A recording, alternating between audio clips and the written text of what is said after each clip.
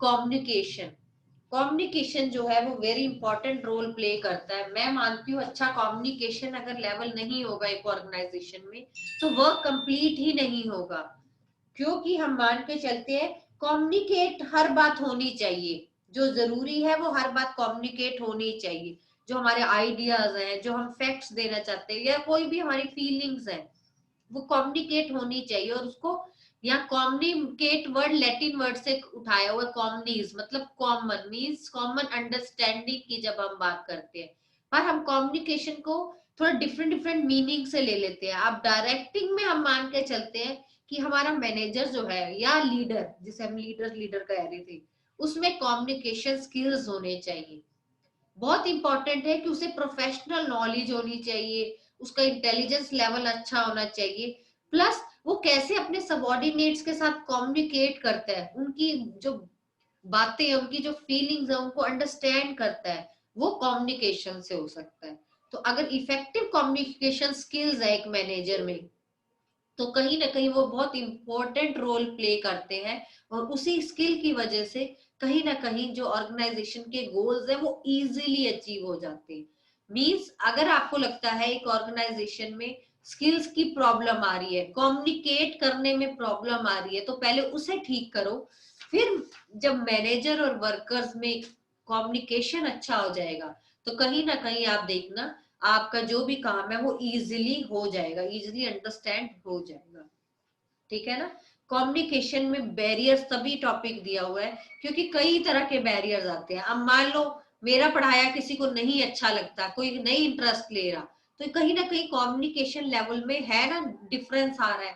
ठीक है ना। किसी को मुझसे चिढ़ है तो वो तब नहीं पढ़ेगा, वहां आ जाएगा कम्युनिकेशन। तो कोई कोई ना कोई रीजन ऑर्गेनाइजेशन में चलता ही रहता है।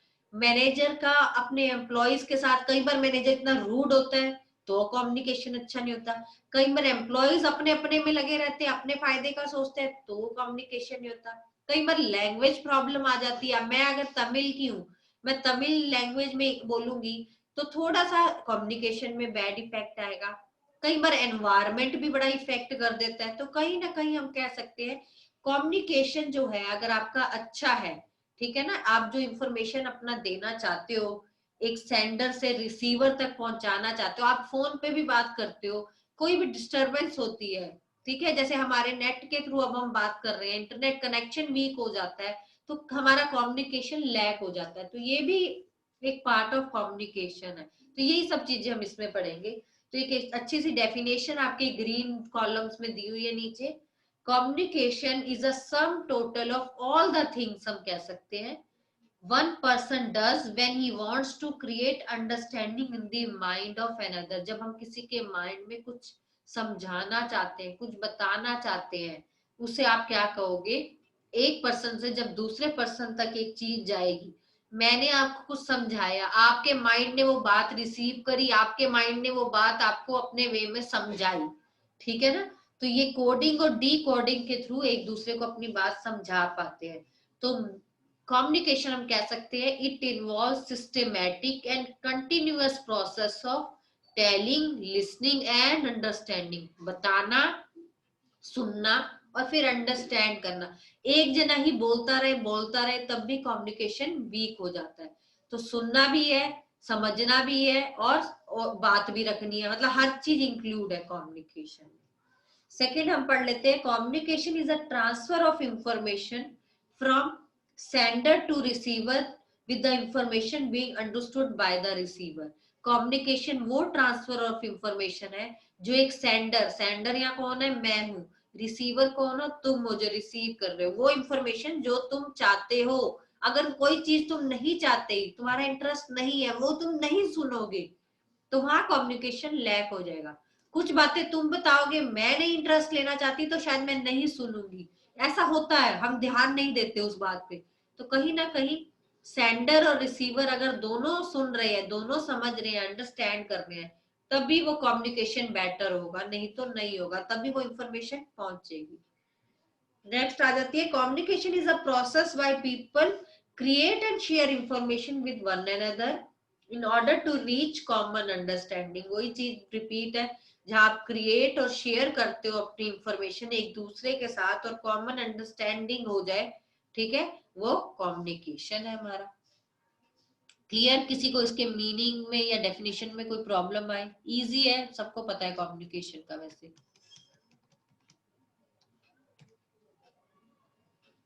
अब आ जाते हैं elements of ma'am communication process. Ma'am हाँ जी। अभी जो रिजल्ट आया है हाँ जी। उसमें मार्क्स 50 में से है, मतलब पेपर तो 25 नहीं 25 का नहीं था सब्जेक्टिव वाला। आपको कितने में से मिले हैं? 80 में से? हाँ जी मैम, टोटल 80 में से 65 39 वो ऐसे आपको दिए हुए पता है हैं। क्या है, जो आपके ऑब्जेक्टिव था वो तो 30 में से 30 जितने भी आए होंगे, प्लस जो आपका सब्जेक्टिव था उसको डबल किया गया है। समझ आए? 25 का 50 कर दिया, 50 प्लस 30, 80 में से आपको मार्क्स मिले होंगे वो। अगर आपके 30 आउट ऑफ 30 है ऑब्जेक्टिव में और सब्जेक्टिव में मान लो 10 मार्क्स है, तो 10 के 20 हुए, 20 प्लस 30 50, तो आपके 80 में से 50 मार्क्स होंगे। क्लियर? और मैम जो भी वो फॉर्म भरवाया यस और नो का, कौन सा यस और नो का? वो जिसके अंदर मतलब कि हमें स्कूल आना है कि नहीं आना है, तो अभी तो कंसल्टेंट आप वाला लोग कह रहे फॉर्म। हो हमसे भरवाया नहीं है, आपसे भरवाया है तुषार?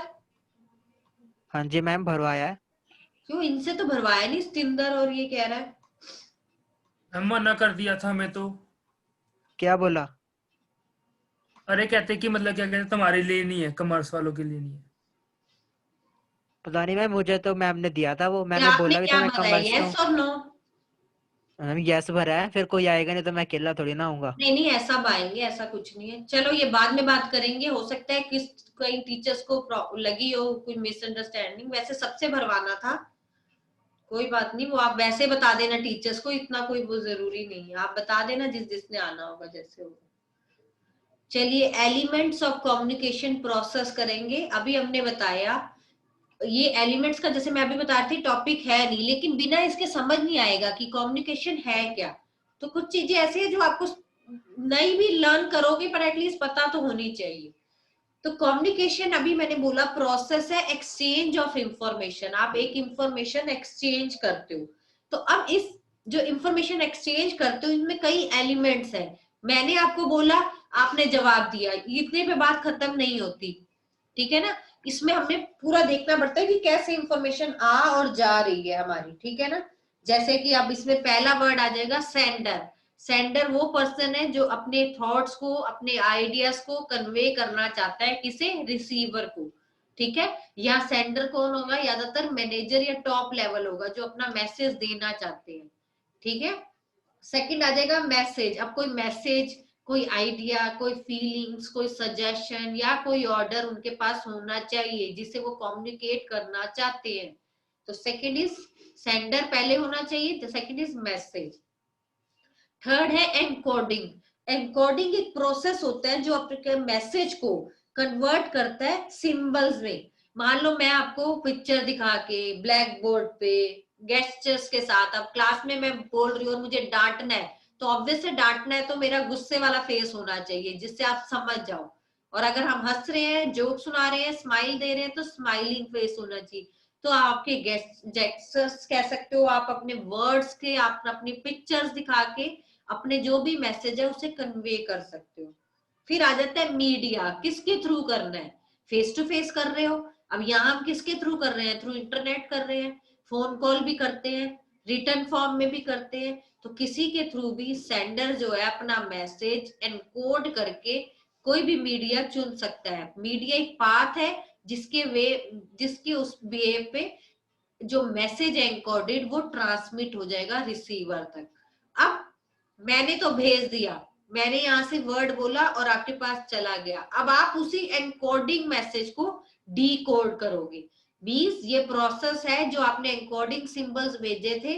मान लो मैंने आपके लिए गुस्सा किया, तो आपके माइंड ने समझ लिया मैम को गुस्सा आ रहा है, ठीक है। या मैंने कोई पिक्चर दिखाई तो आपके माइंड में आ गया कि मैम ने ये समझाना चाह रहे हैं। तो कहीं ना कहीं जो आपको एनकोडेड सिंबल्स दिए हुए हैं सेंडर ने, आप उसे कन्वर्ट करना शुरू कर देते हो। फिर जैसे ही आपका माइंड कन्वर्ट करता है, आप रिसीवर जो है, रिसीवर तक वो चीज कम्युनिकेट हो जाती है। The person who receives communication of the sender, वो रिसीवर हो जाएगा। अब मैंने बोल दी, आपके माइंड से होते हुए आपको समझ आ गई, आप तक वो बात पहुंच गई। अब आप भी तो फीडबैक दोगे ना। तो फीडबैक क्या हो सकता है? All those actions of receivers which indicate कि उसको मैसेज रिसीव हो गया। मैंने कहा, मैंने समझाया टॉपिक, आपको समझ आ गया, आपने बोलना है हाँ यस समझ आ गया या नहीं आया। तो जब तक आप फीडबैक नहीं दोगे तब तक मुझे क्या पता मेरा मैसेज आपको गया भी है या नहीं गया। और लास्ट हो जाता है नॉइज। नॉइज है कोई ऑब्स्ट्रक्शन या हिंड्रेंस, कोई रुकावट आ जाती है आपकी कम्युनिकेशन में, उसे आप दूर करना चाहिए। अगर वो ना हो तो आपने जो सेंडर ने मैसेज दिया है या रिसीवर को पहुंचेगा नहीं, या कोई भी रीजन हो सकता है। अब कौन से एग्जाम्पल है जिससे नॉइज क्रिएट हो सकता है? अब मैंने आपको भेजा, हो सकता है आपको, मेरा तो नेट कनेक्शन पुअर था, आपको आप, अब मैं बोल रही हूँ आपको समझ आया, आधे जवाब नहीं देते, यानी कि आप इनएक्टिव थे, ठीक है ना। या आप कह सकते हो आपको मेरे गेस्चर समझ नहीं आए, करना मुझे गुस्सा था और मैं स्माइल दे रही हूँ, आप कहोगे आप तो स्माइल दे रहे थे, आप गुस्सा कहाँ कर रहे थे। तो कहीं ना कहीं गेस्चर्स, पोस्चर्स में, मैसेज रिसीव्ड होने में, ठीक है, इनअटेक्टिव हो सकता है रिसीवर, पुअर टेलीफोन कनेक्शन या इंटरनेट कनेक्शन हो सकता है, जो सिंबल्स यूज किए वो सिंबल गलत हो सकते हैं, ठीक है ना। मुझे तुम्हें मारना था तो मैं हाथ उठाऊंगी, पर मैं हाथ नहीं उठा रही, मैं वैसे ही डरा रही हूँ, तो शायद वो प्रॉपर नहीं पहुंच पाएगा। तो कहीं ना कहीं ये जो नॉइज है वो हिंड्रेंस डालती है, रुकावट डालती है आपके कम्युनिकेशन में। तो नॉइज नहीं होनी चाहिए, बाकी ये ऐसे पहुंच जाता है। तो एलिमेंट्स का प्रोसेस आपको कम्युनिकेशन समझ आया। पहले सेंडर, सेंडर के पास कोई मैसेज होना चाहिए, उस मैसेज को एनकोड करना होना चाहिए, एनकोडिंग करने के लिए कोई ना कोई मीडिया होना चाहिए जिसके थ्रू करोगे, फिर उसको डिकोड करोगे आप, रिसीवर करेगा और रिसीवर तक वो पहुंच जाएगा और रिसीवर फीडबैक देगा कि मुझे समझ आ गया। और फिर उसके अलावा नॉइज जो एक ऐसा है जिसमें नॉइज नहीं होनी चाहिए जब भी कम्युनिकेशन हो। अगर नॉइज होगी तो हमारा मैसेज एक दूसरे तक नहीं पहुंच पाएगा। क्लियर? किसी को कोई डाउट इस टॉपिक में अभी तक जो करवाया? अब यस और नो बोलो, यहाँ कम्युनिकेशन लैग हो जाता है हमारा।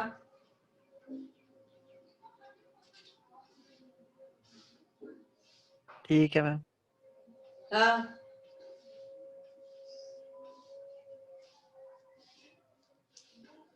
अब इसमें जो 1 मार्क के क्वेश्चंस आते हैं, डिफाइन कम्युनिकेशन आ जाएगा, या 1 नंबर में 1 मार्क्स में आ जाता है इंपॉर्टेंट एलिमेंट्स बताओ प्रोसेस ऑफ कम्युनिकेशन में। फिर आपने सिर्फ नाम नाम बताने हैं, सेंडर जो भी ये थे अभी, message, media, decoding, receiver, feedback, noise, ऐसे नाम नाम दे देने।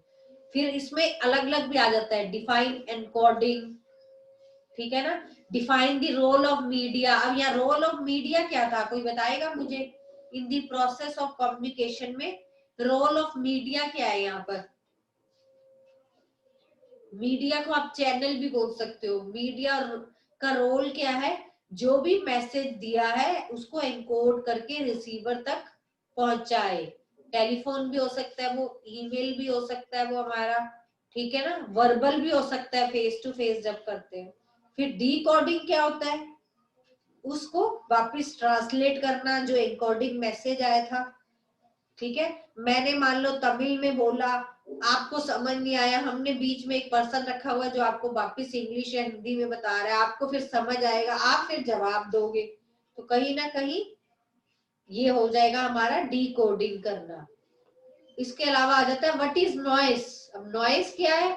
नॉइस मींस कोई ऑब्स्ट्रक्शन या हिंड्रेंस टू कम्युनिकेशन आ सकता है, और ये हिंड्रेंस किसी की तरफ से भी हो सकता है, भेजने वाले की तरफ से भी हो सकता है, रिसीवर की तरफ से भी हो सकता है, मीडिया भी गलत हो सकता है जो बात फोन कॉल पे करनी थी वो मैं फेस टू फेस कर रही हूँ, मुझे एक एम्प्लॉय को डांटना है और मैं सबके सामने डांट रही हूँ, तो मैंने गलत मीडिया चूज किया, मैं उसको फोन पे या पर्सनली बता सकती थी।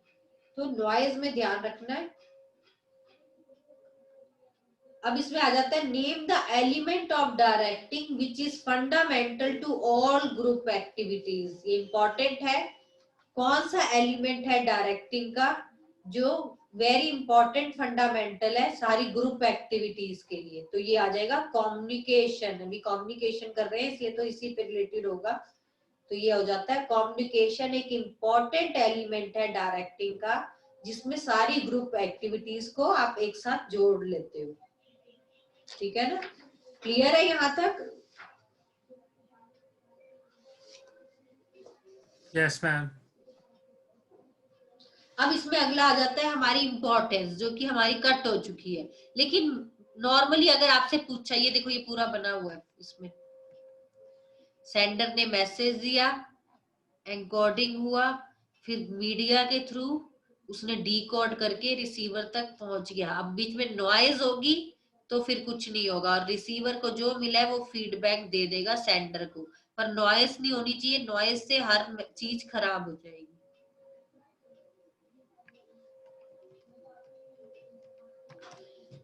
हाँ जी, वैसे ही आप बता सकते हो मुझे कि कम्युनिकेशन का यहाँ क्या इंपॉर्टेंस लगी, मैंने इतनी बातें बताई। एक कम्युनिकेशन जो हमने अभी सीखा, उस कम्युनिकेशन में हम क्या कह सकते हैं, क्या क्या हमें लगा इसी कम्युनिकेट करने से क्या होगा। एक तो अच्छा कोऑर्डिनेशन होगा। अगर आपका अच्छा कम्युनिकेशन है हर डिपार्टमेंट के साथ, तो देखना कोऑर्डिनेशन बड़ा अच्छा रहता है, गोल्स बड़े इजीली अचीव होते हैं। फिर है स्मूथ वर्किंग। आपकी जो वर्किंग है एंटरप्राइजेस की, वो स्मूथली चलती रहती है, वो कंटिन्यूसली चलती रहती है। क्यों? क्योंकि जो भी इंटरेक्शंस होती है सुपीरियर और सबऑर्डिनेट्स में, कलीग्स में, वो बड़ी इजी वे में हो जाती है, अच्छी तरह कोऑर्डिनेट हो जाती है।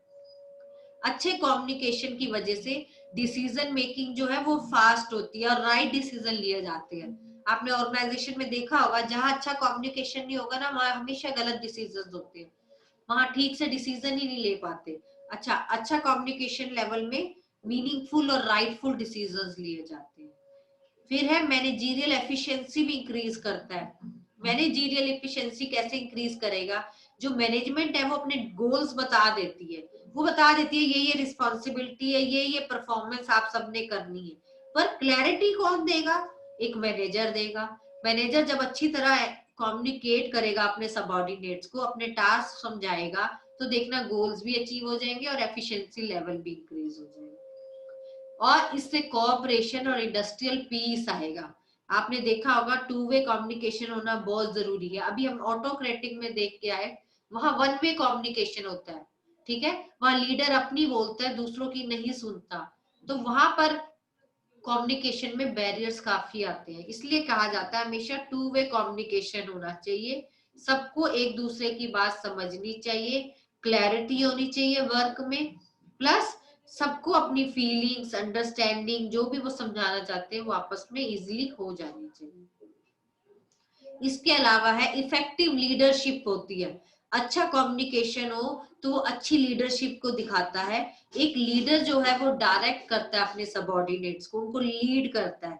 और अगर अच्छा कम्युनिकेशन लेवल होगा, उसके स्किल्स अच्छे होंगे, हमने पहले भी पढ़ा था, तो कहीं ना कहीं वो बेनिफिट देता है ऑर्गेनाइजेशन को। और लास्ट हम कह सकते हैं मोटिवेशन भी होता है। देखो इसी में मोटिवेशन, लीडरशिप, सब कुछ पॉइंट्स वही आ गए। तो मोरल और लीडरशिप जो है, मोटिवेशन जो है, वो बहुत इंप्रूव होती है। अगर आपका कम्युनिकेशन लेवल अच्छा है तो आप किसी को भी मोटिवेट कर सकते हो, किसी को भी आप इन्फ्लुएंस कर सकते हो, अपने कंज्यूमर्स, अपने सबऑर्डिनेट्स को सेटिस्फाइड कर सकते हो, उनकी नीड्स और वांट्स को जान सकते हो, और कहीं ना कहीं आप देखोगे हेल्दी रिलेशनशिप मेंटेन कर सकते हो आप ऑर्गेनाइजेशन में थ्रू कम्युनिकेशन। अगर एक कम्युनिकेशन भी गलत हुई, आपकी ठीक नहीं हुई, तो कहीं ना कहीं वो पूरी ऑर्गेनाइजेशन पे इफेक्ट डालती ही डालती है। ये सारे इसके पॉइंट्स थे जो अभी हमने समझाए। इंपॉर्टेंस वैसे कट हो चुकी है तो मैं आपको कहूंगी नहीं आप इसे लर्न करें, लेकिन फिर भी आपको कम्युनिकेशन पे लिखने आना चाहिए, पता होना चाहिए, ठीक है ना, कि क्या क्या इसकी इंपॉर्टेंस है, किस वे में है।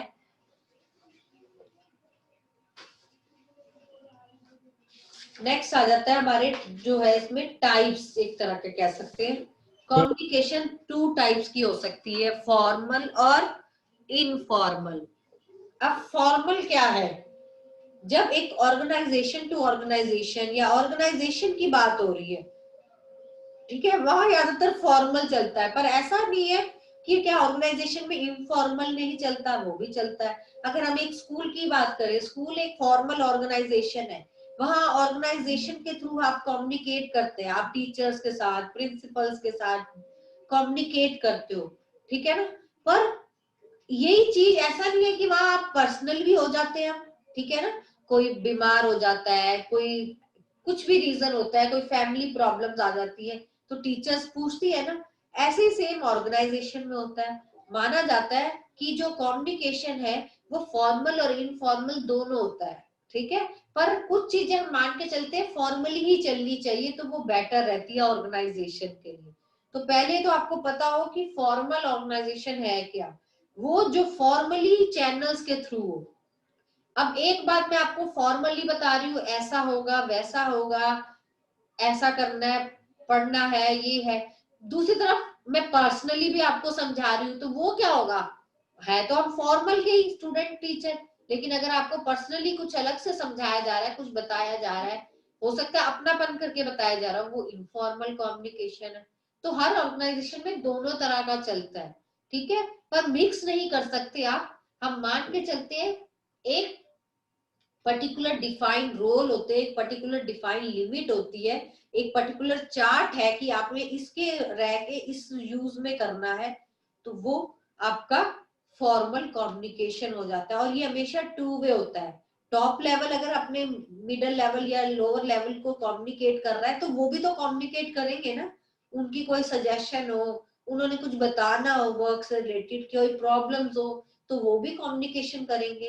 तो हमेशा ये 2 वे होना चाहिए, 1 वे नहीं होना चाहिए, ठीक है ना, कि एक सुने और दूसरा ना सुने। तो हमेशा 2 वे कम्युनिकेशन होना चाहिए। और कम्युनिकेशन ये ध्यान रखना है, रिटन भी हो सकता है, ओरल भी हो सकता है, पर मोस्टली फॉर्मल में रिटन चलता है। कोई भी चीज काम करवाना है आपको रिटन बताया जाता है। आप स्कूल का ही ले लो, सिलेबस है, रिटन होगा, टाइम टेबल है, रिटन फॉर्म में होगा, मतलब एक रिटन फॉर्म हो जाता है कि फॉर्मली बताया गया है। और पर इनफॉर्मल में सब ओरली चलता है, मुंह से बोल दिया जाता है, उसके बाद कई बार भूल जाते हैं, कोई उसका गॉसिप बना लेता है, कोई कुछ। आपको मैंने एक बात बताई, हो सकता है वो बात आगे आगे बिगड़ जाए, वो इनफॉर्मल कम्युनिकेशन का पार्ट है।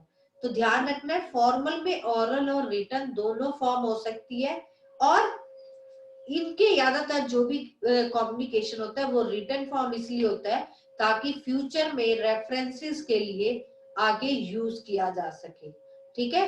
मान लो एक मैनेजर एक प्लान डिस्कस कर रहा है, ठीक है, अपने सीईओ ऑफ द कंपनीज के साथ, तो वो उसको सारा प्रॉपर रिटन फॉर्म में देगा कि मेरा ये प्लान है सर, ऐसे ऐसा करेंगे, हम ऐसे करवाएंगे काम, तो जो भी है। तो कहीं ना कहीं ये एक डायरेक्ट कम्युनिकेशन है या फॉर्मल कम्युनिकेशन है। अब आगे इनमें भी टाइप्स होती है, ठीक है ना। फॉर्मल में भी आगे टाइप्स आ जाएंगी, जैसे वर्टिकल, हॉरिजॉन्टल। आपको पता है वर्टिकल फॉर्म में क्या होगा, ठीक है, सुपीरियर और सबॉर्डिनेट्स में होगा। जब हॉरिजॉन्टल की बात करते हैं तो एक डिपार्टमेंट से दूसरे डिपार्टमेंट होगा, एक कलीग से दूसरे कलीग पे होगा। जो वर्टिकल होता है वो हमेशा टॉप टू मिडल होगा, या मिडल टू मतलब नीचे से ऊपर, ऊपर से नीचे होगा। लेकिन हॉरिजॉन्टल में हमेशा एक लेवल के लोग होंगे। एक सबॉर्डिनेट दूसरे सबॉर्डिनेट से बात कर रहा है, एक डिपार्टमेंट दूसरे डिपार्टमेंट से बात कर रहा है, तो ये तो सेम ही हो गया ना लेवल, तो ये हॉरिजॉन्टल हो जाएगा।